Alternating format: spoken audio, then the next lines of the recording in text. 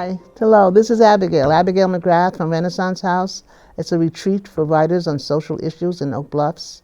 And every year, for the past 25 years actually, we have produced the Frederick Douglass speech, What to the Slave is the 4th of July. Now people are talking about whether or not we should celebrate Juneteenth instead of the 4th of July. And Mr. Douglass's speech clearly points out to us that America cannot be free until the black man was free, right? And Juneteenth is about freed slaves not knowing that they were free. So neither one looks very good for people of color. Douglass was a man who risked his life for a principle. And tonight we're having a discussion, as we do at Renaissance House, among those who placed themselves in danger because there was a cause that they believed in.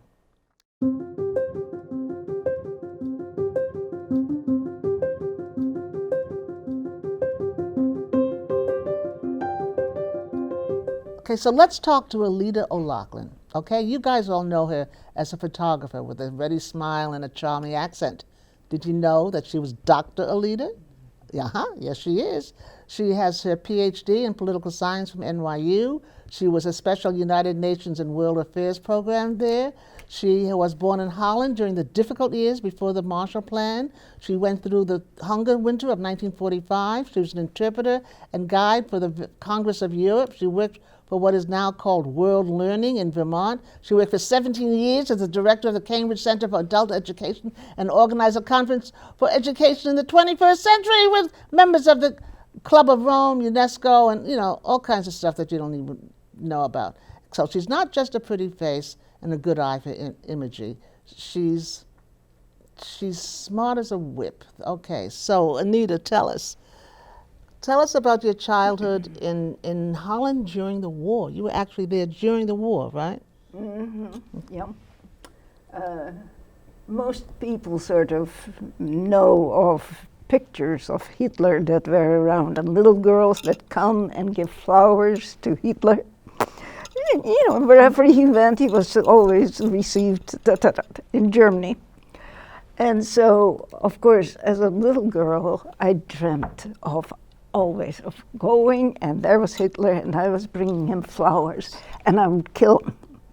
Okay? It was just a little dream as a girl. I never did it, in actual fact, but that was a dream.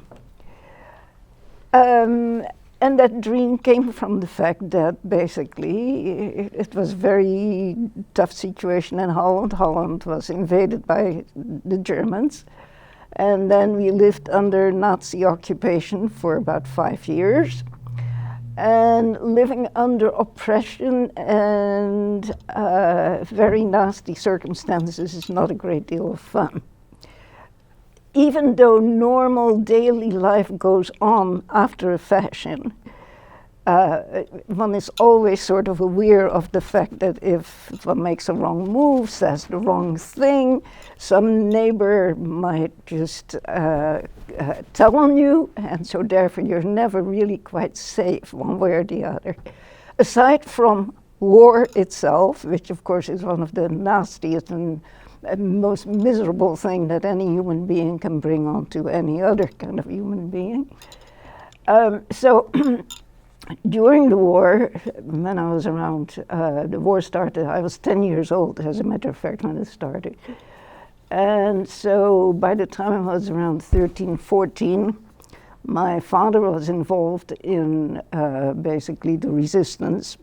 Because that's the thing, I mean, you can deal with oppression, you get resistance at some point. My father was in the resistance, and so when it came to the point where I was allowed to sort of help, that was great. I was roller skating. I mean, basically there was very little traffic left, and basically it was perfectly safe to sort of roller skate. And so I became, after a fashion, I became a messenger for my father, who had to communicate to different people. And of course, a girl roller skating, somewhere, that's just fine. I mean, nobody pays attention necessarily. So that was one of the things I did at that time. Well, exactly how, like in the spy movie, like did you have a code that you had to remember? Or No, a piece I of would have a paper? message one way or the On other that I paper? was supposed to bring somewhere at a certain address, and I had to know the address where I was going, of course. And then I had to deliver a message. But was it on paper? Yeah, or it did was you in general memorize was it? paper kind and you of would like thing. knock It on was the nothing, door? nothing grandiose one way or the other. And doing that was perfectly fine. I loved roller skating, so I mean, it was just perfectly fine. And never really thought about possible consequences. Being aware of consequences, yes, but not necessarily being conscious about it and really sort of balancing out in your head, I mean, that what might this happen, what might then happen, no. So that was basically during the war. That was during the war, we were liberated, and I ended up on a scholarship here as a foreign student in the United States. In the United States itself, I found myself in a country where the culture was fascinating on many levels was fascinating. On the other hand, there was an immense amount of nastiness going around. I found within my first year I was here, as a matter of fact. And that was that there was an enormous racial problems in this country. In the 50s, I ended up going down to Florida at some point working, and I found the accommodations all split in white and black, etc., etc. And that, for me, became an enormous problem as far as I was concerned. And when the March on Washington came along, I had 3 young children. I was in marriage. I had no family here. My husband, things were becoming a bit shaky at that particular point, 63 in my life, in my marriage, that became a bit shaky. In terms of one's life, I had to go to Washington. I mean, I was by myself. I had no group. I had no friends that were going or what have you. I simply had to go to Washington. There was just no question about it. And I want to remind you all for a moment that it was not a given. You know, hindsight is great. The march worked fine, everything worked fine, what have you. But when I left by bus from Boston, there were buses in Roxbury in Boston. And when I got onto that bus, and my husband had brought me to Roxbury, and there stood my husband down there with my 3 little kids. The youngest was 3 years old, the other one was 4, and the next one was 6 at that point. I had to go, and I did not know whether I was ever going to come back, because, like I say, now we all know it worked out fine, but in those days that was not a given at all, that it would work out fine. So that is a time where I was literally compelled to do something that might cost me my life, but I had to go. Now, it came from my history, because of course, in actual fact, I had been oppressed. I knew oppression. I knew anger at oppression. I knew the fact that one had to be quiet about it, that one could not just openly sort of go and say, you couldn't do that. That was too dangerous. And so I fully, totally associated the kind of oppression I had gone through or I had experienced during the Second World. I totally equated that to the whole racial situation here. So that is the one instance where simply I was compelled to do something that might have cost me my life, but fortunately, later, and I find this very interesting, later, after the fact, I got back safely to Cambridge, etc. But in later years, looking back on it, did I have the right to follow that compulsion? Did I have the right to follow that compulsion while I had 3 little kids standing there that who knows what might have happened to them? Like I said, there was no family around or what have you. So looking back on it, I probably should not have done that. Probably I should not have, but I was so it was a straight compulsion that I had to go on that march to Washington. I hitched up as a woman in the bus and I sort of stuck around her because yes, there were whites around, but there were not a whole lot of whites necessarily within that march itself.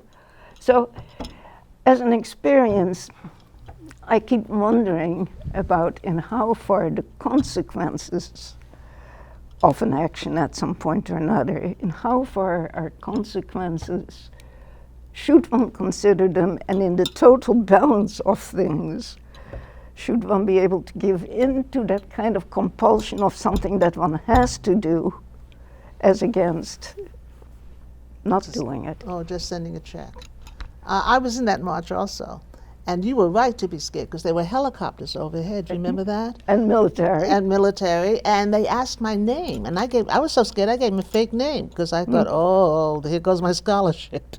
So it was intimidating and frightening. And I could see where you thought you might really actually lose your life. Yeah. You didn't really, walking into it, it didn't occur to me. It wasn't until I got there that I said, uh-oh, this is serious, yeah. And today they probably, Charlottesville, you could lose your life, yeah. Yep. Yeah, so what'd your husband say? Mm-hmm. What did your husband at the time say? He didn't have much to say about it. Oh. Because I said I was going. And he knew me well enough to know that once I said that's probably what I was going to do. Uh-huh. And but the image that sticks in my head is of my husband standing there with these 3 little kids waving goodbye. Oh, wow. And did anything change? Well, that's the other thing, of course, to think about later is, did my going to Washington change anything in the whole situation anywhere? Did it do anything? I was one person, I was one body, in thousands and thousands of people, really. Probably in the final analysis, yes, it compelled a number of people in Washington to come up with certain laws, etc., etc., etc. But my single participation in that, did it make sense? Was it responsible? Given the fact that I did have 3 small children, was it responsible? I don't know. It's like people who say one vote don't count, right? People who say one vote doesn't count, and yet it's making the awareness of people who are not aware of the problem to see if this many people are upset, maybe something's going on. And that's why it was good that you went. But Kyle, you had something to say. I was just going to say, this is an incredible story, and thank you for sharing that. And thank you for deciding to go. I was my first Yeah, one, exactly. But when you asked the question of did you have the right to make that decision because of those 3 children, what I thought about was that as a human being, I feel like it was our duty for you to make that decision, not just for those 3 children, but like it was a decision for our society. Because here's the thing, if 2 million other white people made the same decision on that day and got on the bus, history changes. Because if 2 million white people show up with Dr. King and all those other black people and demand change in this country, change comes faster. It has to. So that's the beauty of your story, is that you did it when it wasn't popular, you did it when it was dangerous, you did it when it was all those things. And the courage that it shows is that there were not many other people that did it. But if people just rose up, you had to go through some stuff to understand why it was important. And because you went through some things, it was important to you. When is it going to become important to everybody to show up at that march? Like all the other, that's the day we're still waiting for in America. But just what you did is that's big time. But she, when carrying those messages, was even more dangerous and didn't know it. Because the consequences of that were more dire than the consequences of going to a march. Absolutely. But Right. for the fact I was that much younger, of course, and to But that did you know? extent, Did you know what you were doing? yeah. You just didn't feel Hey, it. it was all right. It was sort of exciting. It was sort of, you know. So what about your father? He did the same thing that you did when you left those 3 kids on the floor, right? Your father said, "This is my only daughter, and I'm going to take a chance with her." No, and this is the thing that I think we all should understand, is that when it comes to war, when it comes to one's country being occupied, and when people are put under oppression, one way or the other, I mean, there is going to be resistance, and that's where people are going to be compelled. I fully sympathize with people in Ukraine at this point, and I fully understand that no, they're not going to give up, and no, they're going to stick that through in as much as they can. I mean, that is simply patriotism, one way or the other, justice. These are concepts that we need to feel and understand, and I think also we need to be able to educate about them.